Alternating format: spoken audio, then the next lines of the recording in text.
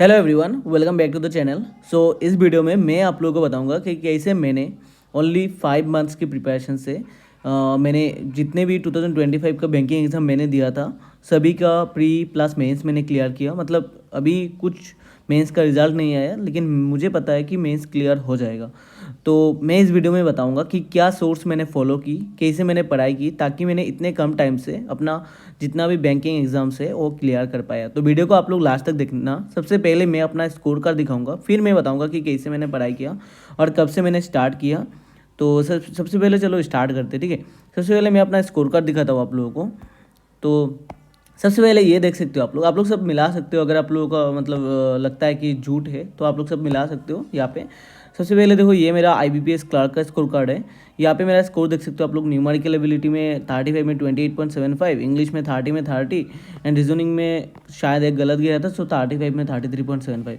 Overall मेरा score है 92.50 and Assam में OBC NCL का जो इसको मतलब OBC NCL नहीं, जनरल का भी सेम था, मतलब जो काट ऑफ था वो 65.75 था, ठीक है। तो ये मैंने फास्ट एग्जाम दिया था October 5 को, ठीक है। तो ये मेरा प्रिपरेशन स्टार्ट हुआ था अगस्त में, ठीक है। मैं अगस्त से प्रिपरेशन कर रहा था, अगस्त सितंबर 2 मंथ मैंने प्रिपेयर करके ये एग्ज़ाम दिया और फर्स्ट टाइम मैंने बैंकिंग एग्जाम दिया। मैं आप लोगों को बता दूं, सबसे पहले मेरा 2025 में ग्रेजुएशन कंप्लीट हुआ।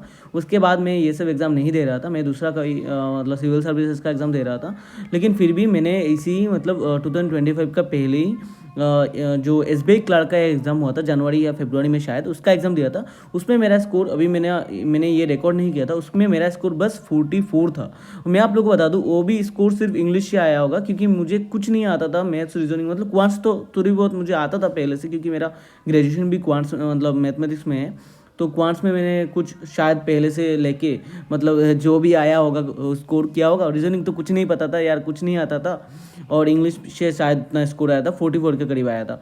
और ये मेरा मतलब प्रिपरेशन लेने के बाद 2 महीने प्रिपरेशन लेने के बाद ये मेरा फास्ट एग्जाम था। और इसमें आप लोग स्कोर देख सकते हो प्रीलिम्स में। फिर आप लोगों को दिखा दूँ, ये मेरा RRB PO का स्कोर कार्ड है। यहाँ पे शायद क्लियर नहीं है, फिर भी मैं आप लोगों को, रुको मैं क्लियर करके दिखाता हूँ आप लोगों को। तो ये मेरा है या RRB PO मेंस का रिजल्ट। और यहाँ पे आप लोग देख सकते हो, congratulation you been provisionally shortlisted for interview. और मैंने इंटरव्यू दे के आया, ठीक है। तो इसका भी इंटरव्यू हो गया। और अभी ये आप लोग देख सकते हो, ये मेरा है RRB क्लर्क का प्री का स्कोर कार्ड। इसमें आप लोग देख सकते हो मेरा रीजनिंग में 40 आउट ऑफ 40 है और न्यूमेरिकल एबिलिटी में मेरा 34.50 है, ठीक है।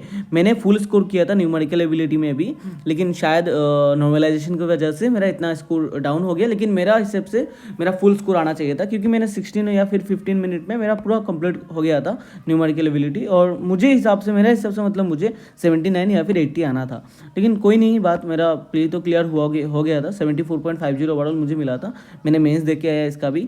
ये मेरा देख सकते हो RRB PO प्री का स्कोर का, ठीक है। मैंने आसाम से फिल किया था। और यहाँ पे रीजनिंग में देख सकते हो 40 में 39 मिला मेरे को। और क्वांटिटेटिव एप्टीट्यूड में देख सकते हो 40 में 26.50 मिला। तो ओवरऑल मेरा 65.50 है। और मुझे लगता है कि 65.50 स्कोर में मेरा किसी भी स्टेट का कट ऑफ क्लियर हो जाता, ठीक है। और कट ऑफ अपना स्टेट का देख सकते हो 50.25 था। तो मैं आप लोग को बता दूं, अभी मैंने कौन कौन सा एग्जाम दिया। मैंने अगस्त से प्रिपरेशन स्टार्ट किया, तो मैंने SBI का फॉर्म नहीं भरा था। और मैंने तब क्या किया था, देखो IBPS PO का भी फॉर्म नहीं भरा था, क्योंकि तब मुझे कोई भी प्रिपरेशन नहीं था यार, कोई भी प्रिपरेशन नहीं था। और मुझे लगा था कि मुझे SBI में नहीं जाना चाहिए। अभी भी मुझे लगता है कि मुझे SBI में नहीं जाना चाहिए। SBI में मेरा इंटरेस्ट बिल्कुल भी नहीं है। IBPS क्लर्क RRB क्लर्क मैंने इसलिए दिया, क्योंकि अगर मेरा RRB PO नहीं होता है तो IBPS क्लर्क RRB क्लर्क में मैं रह के मैं कुछ दूसरा मेरा जो एक्चुअल गोल है उसके मतलब प्रिपरेशन में कर सकता हूँ। एक्चुअल गोल क्या है वो मैं आप लोगों को बाद में बता दूंगा, अगर आप लोगों को चाहिए होगा तो, ठीक है। और अभी बताओ कि मेरा अभी गोल था मेन, अभी के मतलब लिए मेरा गोल मेन जो था वो RRB PO था। और RRB PO का एग्ज़ाम देने के लिए मैंने प्रिपरेशन स्टार्ट किया था, क्योंकि RRB PO देने के बाद मुझे लगा कि मैं घर के पास रह सकता हूँ और मेरा जो एक्चुअल प्रिपरेशन है वो शायद कर सकता हूँ मैं, ठीक है। तो मैं RRB PO भी देने लगा। और RRB PO देने के लिए मैंने सोचा कि चलो IBPS क्लर्क और RRB क्लर्क का भी फॉर्म भर देता हूँ। तो मैं इसका फॉर्म अप्लाई किया था, ठीक है।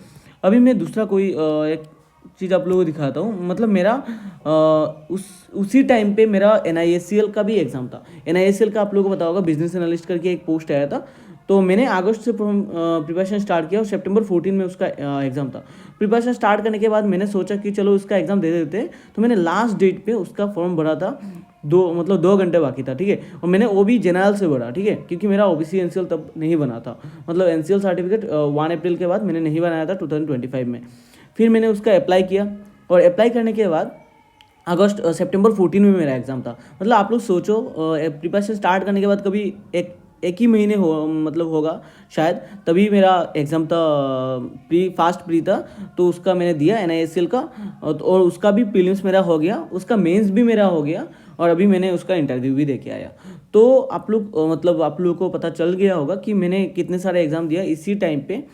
तो अभी मैं आप लोगों को बताऊंगा कि कैसे मैंने इतने कम टाइम प्रिपेयर करके ये सब एग्जाम मैंने क्लियर कर पाया, ठीक है।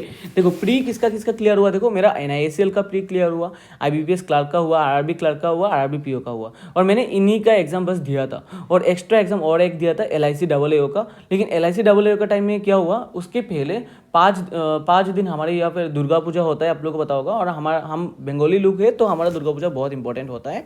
तो 5 दिन पढ़ाई बिल्कुल भी नहीं हुआ था, और उसी टाइम में जाके मैंने बस एग्जाम दिया था, तो कुछ गड़बड़ी हो गया था। फिर भी मेरा क्लियर हो जाता, रीजनिंग में अच्छा खासा हुआ था मेरा। लेकिन क्वांट्स में जाके एक DI मैंने गलत इंटरप्रेट कर लिया था, तो उसी के लिए मतलब मेरा क्लियर नहीं हुआ, ठीक है। और मतलब यही है, मतलब इन्हीं एग्ज़ाम को मैंने दिया था बैंकिंग का, और मेरा आप लोग को पता है मेरा प्री भी हो गया, और कुछ जिनका मेंस का रिजल्ट है उनका मेंस भी हो गया। IBPS क्लर्क का भी मेंस हो जाएगा, मुझे पता है, अच्छा खासा अटेम्प्ट हुआ मेरा, और RRB क्लर्क का भी होने का फुल चांसेस है, ठीक है। अभी बाकी जो मेंस का रिजल्ट है, जो फाइनल रिजल्ट है, वो तो आप लोगों को दिख जाएगा इस चैनल पे, आप लोग अगर बने रहोगे तो। अभी लेकिन मैं बताऊंगा कि कैसे मैंने इतने कम टाइम में प्रिपेयर करके ये सब क्लियर कर पाया। सबसे पहले बता दूं कि मैं जैसे प्रिपेयर किया ऐसे शायद सभी का नहीं होगा, क्योंकि कुछ लोग स्टार्टिंग से स्टार्ट कर रहे थे, उनका क्वांट का मतलब बैकग्राउंड नहीं है। मेरा ऑलरेडी मैथ्स का बैकग्राउंड है, तो मुझे क्वांट का जो बेसिक है वो आइडिया है, ठीक है। रीजनिंग में मुझे इतना नहीं आता था, लेकिन क्वांट्स का बेसिक मुझे आता था, ठीक है। लेकिन फिर भी मैंने रीजनिंग में अच्छा खासा स्कोर कर पाया इसी कम टाइम में, ठीक है। तो मैं बताऊंगा कैसे करना है। सबसे पहले मैं बता दूं, जब मैंने प्रिपरेशन स्टार्ट किया, मुझे कोई भी कोर्स नहीं खरीदना था, और मैंने कोई भी कोर्स नहीं खरीदा, ठीक है। और मुझे कोई भी मतलब मैथ्स रीजनिंग के लिए कोई भी कोर्स नहीं चाहिए था। जीके का मैं बाद में बताऊंगा कि क्या किया मैंने, इंग्लिश का बाद में बताऊंगा क्या किया। सबसे पहले क्वांट्स एंड रीजनिंग का बताता हूँ। तो मैंने सबसे पहले क्या किया, टेक्स्ट बुक का मैंने मैं यहाँ पे लिख के आप लोगों को बताता हूँ सब कुछ, ठीक है। मैंने टेक्स्ट बुक का मॉक बाई किया, और वहाँ से मॉक देना स्टार्ट किया। तो सबसे पहले मैंने टेक्स्ट बुक का मॉक देना स्टार्ट किया। मुझे स्कोर बहुत कम आते थे। मैं IBPS क्लर्क का मॉक देता था, मुझे 60 के करीब स्कोर आता था, ठीक है। लेकिन फिर भी मैं सिर्फ मॉक देता था, और मुझे फास्ट में पाजल कुछ नहीं आता था। पाजल में मेरा 15-20 मिनट, मतलब IBPS क्लर्क का पाजल मुझे 10 से 15 मिनट लग जाता था। और बाकी जो IBPS PO RRB PO का मॉक देता था, उसमें कुछ नहीं आता था भाई। IBPS PO का मॉक इसीलिए देता था ताकि उसका मॉक देके मैं RRB PO में अच्छा कर पाऊँ। फिर भी मैं मॉक देता था, तो स्कोर उतना नहीं आता था। कभी मैं आप लोगों को स्कोर भी दिखाऊंगा अपना टेक्स्ट बुक में जाके कि मेरा स्कोर कितना आता था। तो इसके बाद मैंने क्या किया, टेक्स्ट बुक का मॉक देता था, और फिर धीरे धीरे मैंने कुछ वीडियोस देखना यूट्यूब पे स्टार्ट किया। और वीडियोस किसका देखा था मैं आप लोगों को बता दूं, कौशिक मोहन तो सारे, उनका प्री का मतलब जो स्ट्रेटेजी है क्वांट्स का, बहुत अच्छा है, मुझे बहुत अच्छा लगता है। और मेंस के लिए मैं आप लोगों को बता दूं, क्वांट्स का हर्षल अग्रवाल सर का जो वीडियोस है वो बहुत अच्छा लगता है, ठीक है। इन्हीं दोनों को मैंने फॉलो किया, मतलब बेसिकली क्वांट्स के लिए। मैं इतना वीडियोस वगैरह नहीं देखता था, मैं ज़्यादातर क्वेश्चन सॉल्व करने में इंटरेस्ट लगता था मुझे, क्योंकि क्वेश्चन सॉल्व करने पे ही आप लोगों का मतलब स्कोर बढ़ेगा, ठीक है। मैं जब वीडियो भी देखता था तो मैं मतलब उनका सोल्यूशन नहीं देखता था, मैं बस उनका क्वेश्चन आता था, फिर मैं खुद वीडियो स्टॉप करके अपना मतलब सॉल्व करता था। अगर कोई क्वेश्चन सॉल्व नहीं हुआ, फिर मैं वीडियो देखता था और उन्हीं की स्ट्रेटेजी से सॉल्व किया था। और कभी भी मैं अपना जो स्ट्रेटेजी है, अपना जो ट्रिक है, उसको मैंने डाउट नहीं किया, क्योंकि मेरा बैकग्राउंड था इसमें, और मैं बेसिक से करता था, हमेशा मैं बेसिक से करता था। लोग क्या करते थे, देखो ट्रिक लगाते थे, यूट्यूब पे भी बहुत सारे जो ट्रिक लगाते हैं, सही है, मतलब ट्रिक लगाना सही है, लेकिन मैं आप लोगों को बता दूं, सबसे पहले आप लोगों को ट्रिक नहीं लगाना है। सबसे पहले आपका जो बेसिक है, बेसिक से करना है, ठीक है। स्ट्रेटेजी मतलब जो बेसिक स्ट्रेटेजी है क्वांट्स को सॉल्व करने का, उसी से करना है। उसी से करते करते आप लोगों का जो ट्रिक है वो अपने आप आप लोगों को ट्रिक समझ में आएगा। लेकिन अगर पहले ही आप लोग ट्रिक समझने चले गए और अपना बेसिक अंडरस्टैंडिंग नहीं है, तो आप लोग का क्या होगा, एग्जाम में जाके आप लोग ट्रिक भूल जाओगे और ट्रिक लगा नहीं पाओगे। मैं सच बता रहा हूँ, ट्रिक लगा नहीं पाओगे। तो इसीलिए आप लोगों को सबसे पहले अपना जो बेसिक स्ट्रेटेजी है उसी से करना है। करते करते देखना, सॉल्व करते करते अपना ट्रिक अपने आप मतलब ट्रिक आ जाएगा। तब जब आप लोग वीडियो देखोगे और ट्रिक देखोगे तब ट्रिक समझ में आएगा, मतलब ठीक से समझ में आएगा, तब किसी भी क्वेश्चन में आप लोग ट्रिक लगा सकते हो। तो ऐसे करके मैंने अपना क्वांट्स का प्रिपरेशन बस मॉक टेस्ट और देख के किया, बस क्वेश्चन सॉल्व करके किया, और रीजनिंग भी सेम, मैंने बस क्वेश्चन सॉल्व किया, मॉक टेस्ट मतलब दिया और ऐसे ही हो गया। ठीक है, देखो सिलोगिज्म मुझे पहले से आता था, क्योंकि सिलोगिज्म में कुछ एसबीआई नहीं सॉरी एसएससी सीजीएल का जब थोड़ी बहुत प्रिपरेशन किया 1 मंथ या 2 मंथ, तब मुझे सिलोगिज्म आता था, और साथ में कुछ टॉपिक ऐसे आता था, लेकिन उतना सारा नहीं आता था। ठीक है, फिर मैंने पाजल तो कुछ नहीं आता था भाई, पाजल कभी मैंने नहीं किया, फिर पाजल करना स्टार्ट किया, तो धीरे धीरे पाजल आने लगा, और मुझे मॉक टेस्ट में तो बहुत हार्ड मतलब हार्ड लग रहा था, फिर धीरे धीरे मॉक टेस्ट में इजी लग रहा था। फिर एग्जाम देने गया, फास्ट एग्जाम था, तो कुछ समझ में नहीं आ रहा था कि कैसे होगा एग्जाम में, तो एग्जाम देने गया, फिर देखा मैं एग्जाम में तो बहुत ईजी होता है भाई, मतलब क्या बताओ यार, बहुत ईजी होता है। ठीक है, तो आप लोग जैसे मॉक दोगे ना, उससे बहुत ईजी एग्जाम में होता है एक्चुअली में। और ऐसे करके मैंने IBPS क्लर्क का प्री दिया, बस टेक्स्ट बुक से मॉक देके। ठीक है, और IBPS क्लर्क का प्री हो गया। फिर मैंने क्या किया, देखो मेंस के लिए, अभी बताओ मेंस के लिए क्या करना है। देखो इंग्लिश में मैं बताऊँ, IBPS क्लर्क प्री में मेरा 30 आउट ऑफ 30 कैसे आया, तो मैं आप लोगों को बता दूँ, पहले जब मैं सिविल सर्विसेज का प्रिपरेशन कर रहा था, तब मैं न्यूज़पेपर पढ़ता था डेली, तो न्यूज़पेपर पढ़ने से ही मेरा इंग्लिश इतना अच्छा हुआ, और बाकी मुझे कुछ नहीं आता था भाई, अभी भी वोकैब वगैरह मुझे इतना नहीं आता है। एसएससी सीजीएल का स्कोर देखोगे तो आप लोग डर जाओगे, मतलब जीके में जितना स्कोर है इंग्लिश में भी उतना स्कोर है, क्योंकि वोकैब मुझे नहीं आता है, मुझे ग्रामर अच्छे से आता है। आप लोगों को पता होगा IBPS क्लर्क का जो प्रीलिम्स है उसमें ग्रामर ज़्यादा आता है, क्योंकि कॉम्प्रहेंशन वगैरह आता है आप लोगों को। तो कॉम्प्रहेंशन वगैरह में क्या है, अगर आप लोग रीडिंग ज़्यादा करोगे, न्यूज़पेपर वगैरह रीडिंग करोगे, तो आप लोगों को अच्छा खासा आ जाएगा। ठीक है, तो ऐसे ऐसे मेरा प्रीलिम्स क्लियर हुआ, अच्छा खासा स्कोर से क्लियर हुआ। मैंने 93 अटेम्प्ट किया और मैंने 92.5 आया, मतलब कुछ नॉर्मलाइजेशन हुआ होगा, इसीलिए ऐसा स्कोर है। ठीक है, और अभी बताओ कि मेंस के लिए क्या किया। तो सितंबर 14 को मेरा NISL का प्री था, उसको दिया, उसका भी क्लियर हुआ प्रीलिम्स। शायद अक्टूबर 14 को रिजल्ट आया, और अक्टूबर 30 और 31 को मेरा NISL का मेंस का एग्ज़ाम था। और इन्हीं कम टाइम में, मतलब 15 डेज टाइम था, और मुझे मेंस का कुछ नहीं आता था। मेंस का क्वांट्स, रीजनिंग, इंग्लिश वगैरह, जीके वगैरह कुछ नहीं, मैंने कभी मॉक भी नहीं दिया था, मतलब उसका सिर्फ प्री का दे रहा था मैं। तब क्या किया मैंने, बस वही मैंने अप्रोच फॉलो किया जैसे मैंने प्री में किया, मतलब मैंने मॉक टेस्ट देना स्टार्ट किया। ठीक है, तब मैंने टेक्स्ट बुक का मॉक फिर से देना स्टार्ट किया NISL मेंस के लिए, और तब मैंने शायद गाइडली का भी मॉक बाई कर लिया होगा। तो मैं बस तभी बस क्या कर रहा था, क्वांट्स सॉल्व कर रहा था और रीजनिंग सॉल्व कर रहा था मॉक टेस्ट से, और टेक्स्ट बुक का भी मॉक टेस्ट फॉलो कर रहा था, और गाइडली का भी मॉक टेस्ट फॉलो कर रहा था। तो मैं क्वेश्चन बस, मतलब ऐसे क्वेश्चन सॉल्व करना है कि आप लोगों को टाइम का कोई परवाह ही ना हो, मतलब ऐसे टाइम नहीं देखना है, आप लोगों को बस फॉलो करना, मतलब सॉल्व करने जाना है।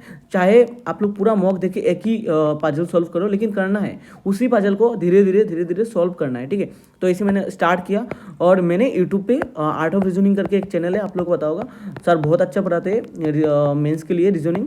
तो सर का मैंने आर्ट ऑफ रीजनिंग का मैंने रीजनिंग क्लास लेना स्टार्ट किया यूट्यूब पे। ठीक है, और क्वांट्स के लिए क्या किया, मैंने हर्षल सर का वीडियोस फॉलो करना स्टार्ट किया। तो दिन में ऐसे होता था, मैं 2-3 घंटे का दोनों सर का एक वीडियो देख लिया करता था। और उसी के बाद मतलब वीडियो देखना क्या करता था, देखो मैं क्या करता था, मैं कभी भी सोल्यूशन नहीं देखता था, मैं क्वेश्चन देख के फिर क्वेश्चन सॉल्व करने का ट्राई करता था, और कभी कभी अगर नहीं होता था तो सर का स्ट्रेटेजी देखता था। ठीक है, और मेरा क्योंकि ऑलरेडी मैथ्स का बैकग्राउंड है, तो मुझे क्वांट्स में इतना प्रॉब्लम नहीं हुआ, मेंस में भी इतना प्रॉब्लम नहीं हुआ। मेरा फास्ट मेंस था, फिर भी मैं इतना सारा मतलब प्रिपरेशन नहीं किया जितना मुझे करना था। मैं बस जीके और मेरा जो एक स्पेशल पेपर है NISL का, उसका मैंने प्रिपेयर किया। ठीक है, तो जीके का प्रिपरेशन क्या किया, देखो मैंने 1 वीक की प्रिपरेशन किया, उसका मेंस सभी मेंस के पहले 1 वीक की मैंने प्रिपरेशन किया। मैंने पोचम क्लासेस का वीडियो देखता था, पोचम क्लासेस का जो मंथली वीडियोस है उसमें से सब कुछ कवर हो जाता था। ठीक है, पोचम क्लासेस का वीडियो देखता था, उसमें बैंकिंग का भी एक सर पढ़ाते हैं, पंजाबी सर पढ़ाते हैं, उनका भी वीडियो देखता, मतलब उनका क्लास लेता था, और मैम का क्लास लेता था बाकी सारे मतलब करंट अफेयर्स के लिए। तो पोचम क्लासेस से मेरा पहले फाउंडेशन बन जाता था, मतलब एक ही दिन में या 2 दिन में मैं इसे 4 या 5 मंथ का 5 मंथ का कवर कर लेता था, मतलब 2x में लगा के मैं बस वीडियो देखता था। ठीक है, उतना मतलब याद रखने का ट्राई नहीं करता था, क्योंकि बाद में रिवीजन भी करना है, तभी याद रहेगा। अगर एक ही वीडियो में आप लोग याद रखने का ट्राई करोगे लेकिन याद नहीं रहेगा। ठीक है, इतना सारा आप लोगों को कंटेंट मिलेगा ना, कि याद नहीं रहेगा। फिर मैं क्या करता था, परचम क्लासेस का वीडियो देखता था, उसी में मतलब एक बार हो जाता था, फिर मैं शीतल मैम का वीडियो देखता था। शीतल मैम भी मुझे बहुत अच्छा लगता है, तो शीतल मैम का मैं वीडियो देखता था, तो उसी दोनों को बार बार देखते देखते मेरा रिविजन हो जाता था। डेली 2 to 3 आवर्स में जीके देखता था, वो भी 2x में लगा के। 2x में लगा के देखने का फ़ायदा क्या होता था मेरे को, कि मैं ज़्यादा से ज़्यादा वीडियो देख पाता, और मेरा एक मतलब एक साइड मेमोरी होता है, ब्रेन में एक मेमोरी होता है जिसमें आप लोगों को स्टॉक होते रहता है। ठीक है, बार बार अगर रिविजन करोगे तो स्टॉक होते रहता है, चाहे आप स्पीड में देखो, लेकिन आप लोगों को याद रहता है कि ये नाम कहीं सुना हुआ है, और उसी में स्टिक करोगे तो उसी में हो जाता है, मतलब जीके करेक्ट हो जाता है। ठीक है, करंट अफेयर्स बहुत करेक्ट हो जाता है, और जो उसी से मेरा करंट अफेयर्स हो जाता था। मैं इंग्लिश कभी पढ़ाई नहीं किया, मतलब इंग्लिश मैंने कभी नहीं किया। मेरा इंग्लिश जो रीडिंग से बना है उसी को यूज़ करके मैंने इंग्लिश का सारा जो मतलब एग्ज़ाम दिया इंग्लिश में। पता नहीं मेंस में कितना स्कोर होगा, लेकिन प्री में तो IBPS क्लार्क में अच्छा स्कोर है। बाकी मेंस तो क्लियर होते जा रहा है, बाकी देखते हैं कि स्कोर क्या रहता है। ठीक है, तो मेरा इंग्लिश के लिए मेरा कोई प्रिपरेशन नहीं था। शायद प्रिपरेशन करता तो स्कोर उससे अच्छा होता, लेकिन इतना अच्छा प्रिपरेशन नहीं था मेरा। मैं बस जो पहले न्यूज़पेपर पढ़ता था उसी में रीडिंग हो जाता था, और रीडिंग से ही मेरा इतना जितना भी स्कोर आता है मेरा रीडिंग से ही। ठीक है, तो इंग्लिश रीडिंग बहुत इंपॉर्टेंट है आप लोगों के लिए। और रीजनिंग और क्वांट्स तो आप लोगों को बताया, बस मैंने मॉक टेस्ट दिया करता था और इन्हीं सार को फॉलो करता था। फिर मेरा देखो IBPS क्लार्क का भी प्री हो गया, तो उसी में IBPS क्लार्क का भी मेंस देना था, IBPS क्लार्क का भी मेंस दिया। तो उसी में सेम स्ट्रेटेजी है, मैंने पोचम क्लासेस और शीतल मैम को फॉलो करता था, और रीजनिंग एंड क्वांट्स के लिए सिर्फ मॉक देता था। तब मैं कोई भी वीडियो नहीं देखता था सार का, मतलब आर्ट ऑफ रीजनिंग का सार का भी वीडियो नहीं देखता, हर्षल सर का वीडियो भी नहीं देखता था, क्योंकि IBPS क्लार्क का मेंस ईजी होता है, रीजनिंग क्वांट्स ईजी होता है, सिर्फ आप लोगों को मॉक टेस्ट लगाना है। तो मैं मॉक टेस्ट लगाता था गाइडली से। ठीक है, गाइडली एक बहुत इंपॉर्टेंट प्लेटफॉर्म है। मैं आप लोगों को बता दूँ, मैं कोई प्रमोशन नहीं कर रहा हूँ, मुझे कोई पैसा वगैरह कुछ नहीं मिला, बस बता रहा हूँ आप लोगों को कौन इंपॉर्टेंट है। तो गाइडली बहुत इंपॉर्टेंट है, गाइडली का मॉक टेस्ट आप लोग बाय कर लेना, उसी का मॉक टेस्ट दोगे तो अच्छा खासा स्कोर आप लोगों को आएगा। पहले स्कोर गलत आएगा, लेकिन एग्जाम में जाके आप लोगों को पता चलेगा कि बहुत इंपॉर्टेंट है। मैं आप लोगों को बता दूं, RRB PO प्रीलिम्स के मतलब 10 डेज पहले मेरा जो टेक्स्ट बुक के स्कोर था वो 40 से 45 ही आता था। मुझे लगा था कि मेरा प्रिपरेशन नहीं है, मेरा क्लियर नहीं होगा। लेकिन बाद में मेरा जो 10 डेज है ना, लास्ट 10 डेज था, उसी में मैंने RRB PO का मेंस देना स्टार्ट किया। मतलब प्रीलिम्स का जो मॉक टेस्ट है वो गाइडली से देना स्टार्ट किया। ठीक है, और गाइडली से मैं इतना मॉक देता था, दिन में 4-5 मॉक देता था, और लास्ट में ऐसा हुआ था मेरा स्कोर 65, 60, 68, 70 आता ही था। मतलब रेगुलर ऐसी स्कोर आता था। मुझे याद है जब एग्ज़ाम था शायद 22 नवंबर को था, तो उससे पहले एक दिन 21 या 20 नवंबर में गाइडली का एक लाइव मॉक टेस्ट हुआ था, उसमें मेरा स्कोर 68 आया था। उसमें मेरा रैंक 13 आउट ऑफ 65,000 समथिंग आया था। ठीक है, तो मुझे लगा था कि अब तो होना ही है, मतलब अब तो होना ही है प्रीलिम्स यार। तो बाद में जाके एग्ज़ाम दिया तो देखा कि गाइडली का जो मॉक टेस्ट का लेवल है उसी लेवल का एग्ज़ाम होता है, तो मुझे बहुत अच्छा लगा एग्ज़ाम हुआ। और मैं आप लोग बता दूं, जो RRB PO प्रीलिम्स का एग्ज़ाम हुआ था 22 नवंबर को, उससे बाद 29 या फिर 30 नवंबर को था IBPS क्लार्क का मेंस। तो उसी 7 डेज में मैंने पूरा मतलब IBPS क्लार्क का मेंस का प्रिपरेशन किया, क्योंकि आप लोगों को बताया कि RRB PO मेरे लिए बहुत इंपॉर्टेंट था। और RRB PO के लिए मैंने पूरा मतलब नवंबर का 1 से शायद अक्टूबर 30 या फिर 31 को मेरा अक्टूबर 30 या फिर 29 को NISL मेंस का एग्ज़ाम था। तो NISL मेंस दे के आके फिर मैं कोई भी मेंस का मॉक नहीं लगाया, बस मैं प्री का मॉक लगा रहा था RRB PO के लिए। और उसी 7 डेज में मैंने जीके का वार किया, और क्वांट रीजनिंग का कुछ 2-3 मॉक टेस्ट दिया होगा, और उसी को देके मैंने IBPS क्लार्क का भी मेंस दिया। उसी में अच्छा खासा स्कोर है मेरा। अगर आप लोगों का मेंस का स्कोर कार्ड आने के बाद आप लोगों को बताऊंगा, अगर आप लोग देखोगे तो पता चलेगा। ठीक है, तो ऐसे करके मैंने एग्ज़ाम दिया, और बाद में RRB PO प्रीलिम्स भी हो गया, मेंस भी हो गया। मेंस के टाइम भी सेम मैंने फॉलो किया। सिर्फ मैं मेंस का टाइम देखो, RRB PO मेंस के टाइम मैंने क्या किया, मैंने मैथ्स रीजनिंग बहुत मतलब कम ही मॉक टेस्ट दिया होगा, क्वांट रीजनिंग का बहुत कम मॉक टेस्ट दिया। लास्ट 15 डेज में शायद दिन में एक सेक्शनल लगा लेता था, उससे ज़्यादा कुछ नहीं। और इंग्लिश का भी शायद 1-2 सेक्शनल लगा लेता था डेली, और उससे ज़्यादा कुछ नहीं। लेकिन मैंने रेगुलर जीके और कंप्यूटर पढ़ा, क्योंकि मुझे पता था कि कंप्यूटर मेरे लिए नया सब्जेक्ट है, और जीके में भी कुछ अच्छा खासा स्कोर तो नहीं आएगा, लेकिन फिर भी पास तो होना ही है। तो लास्ट में मैं क्या कर रहा था, मैं सभी सब्जेक्ट को इक्वली इंपॉर्टेंस दे रहा था। मैं दिन में अगर जीके और कंप्यूटर को लेके 5 आवर्स दे रहा था तो बाकी 3 आवर्स दे रहा था मैं क्वांट्स और रीजनिंग को, क्योंकि मुझे इतना ज़्यादा भी मतलब मेरा पढ़ाई नहीं हुआ था, मुझे अच्छा नहीं लगता था ज़्यादा पढ़ाई। तो मैं क्या करता था, देखो 4 to 5 आवर्स में कंप्यूटर और जीके को देता था, और बाकी 3 आवर्स के समथिंग मैं अपना जो रीजनिंग एंड क्वांट्स को देता था। ऐसे मतलब मेरा प्रिपरेशन हुआ। अभी आप लोगों को अगर पढ़ना है तो ऐसे पढ़ सकते हो जिनका ऑलरेडी बेसिक है, नहीं तो आप लोगों को पहले बेसिक कवर करना होगा। और मैं बता दूं, कोई भी बुक्स मैंने फॉलो नहीं किया, कोई भी आर का कोचिंग मैंने मटेरियल फॉलो नहीं किया। मैंने बस मॉक टेस्ट लगाया, 2 मॉक टेस्ट प्लेटफॉर्म है और इसी आईपैड से मैंने पूरा प्रिपरेशन किया। आईपैड में मतलब वीडियो से या फिर मॉक टेस्ट से मैं क्वेश्चन देखता था और अपना राफ कुछ राफ नोटबुक्स है, 3 मतलब बहुत सारे राफ नोटबुक्स यार यूज़ किया, उसी में बस क्वेश्चन ही सॉल्व कर रहा था मुझे। और कोई नहीं, और कोई स्ट्रेटेजी नहीं, और कोई बुक नहीं, कोई कोचिंग मटेरियल नहीं, कुछ फॉलो नहीं किया। तो आप लोगों को अगर प्रिपरेशन करना है तो सबसे पहले मॉक टेस्ट जरूर ले लेना यार। और बाकी 2026 स्टूडेंट्स के लिए अगर पूरा बेसिक से कैसे पढ़ना है इसका आइडिया चाहिए तो आप लोग कमेंट सेक्शन में बताना, मैं दूसरा वीडियो ले आऊँगा। मिलते हैं नेक्स्ट वीडियो में।